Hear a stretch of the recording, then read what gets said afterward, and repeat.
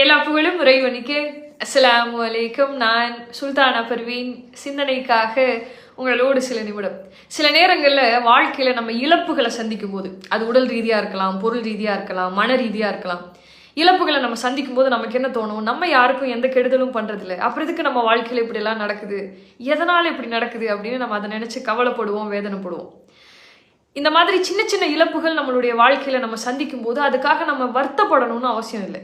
அதை நம்ம இந்த வகையில் கூட எடுத்துக்கலாம். என்ன ஆகுது? வானத்திலிருந்து 2 தேவதைகள் இறங்கி வராங்க. ஒன்று பெரிய தேவதை, இன்னொன்று சின்ன தேவதை. ஒரு குறிப்பிட்ட 2 வீட்டை தேர்ந்தெடுத்து அந்த வீட்டுக்கு ஏதோ நல்லது செய்யணும் அப்படிங்கிற நோக்கத்தில் வராங்க. ஒரு பெரிய பணக்கார வீட்டுக்கு போகிறாங்க. அன்றைய இரவு அவங்க வீட்டில் தான் அவங்க தங்கணும். அப்போ என்ன ஆகுது? அந்த பணக்கார வீட்டுக்குள்ளே போனோன்னா அவங்களுக்கு மரியாதையே இல்லை. ஏன்னா யார் என்னன்னு தெரியாது இல்லையா, அதனால் அவங்களுக்கு மரியாதையே இல்லை. சாப்பாடு அப்படின்னு கேட்கும்போது ரொம்ப கெட்டுப்போன டேஸ்டே இல்லாத ஒரு உணவை அவங்களுக்கு கொடுக்குறாங்க. அவங்க சாப்பிட்டுக்கிறாங்க, எதுவும் பெருசுப்படுத்தலை.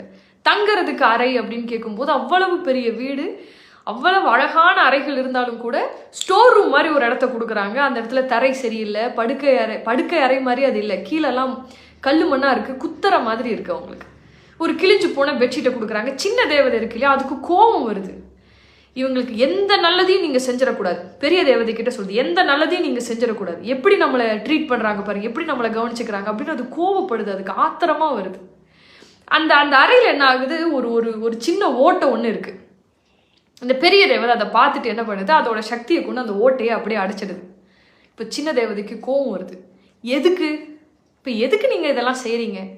அவங்க நம்மளை இந்த முறையாக நடத்தினாங்களா? நமக்கு நல்ல உணவு கூட அவங்க கொடுக்கல, நம்ம இருக்கிறதுக்கு ஒரு நல்ல இடம் கூட கொடுக்கல, அப்புறம் எதுக்கு இவங்க வீட்டில் இருக்கிற ஓட்டையெல்லாம் நீங்கள் அடிக்கிறீங்க? இப்போ அதுக்கு அந்த பெரிய தேவதை சொல்லிச்சா, நீ கண்ணால் பார்க்கறது எதுவுமே உண்மை கிடையாது.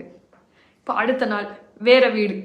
இப்போ இது யாரோட வீடு அப்படின்னா ஒரு விவசாயினுடைய வீடு. அவங்க அங்கே போகிறாங்க. போன உடனே சாப்பாடு பார்க்கும்போது அந்த வீட்டிலேயே இருக்கக்கூடிய நல்ல உணவை அவங்களுக்கு கொடுக்குறாங்க. அவங்க தங்கக்கூடிய அறையை இவங்களுக்கு கொடுத்துட்டு அவங்க வெளியில் போய் படுக்கிறாங்க. சின்ன தேவதைக்கு ரொம்ப சந்தோஷம்.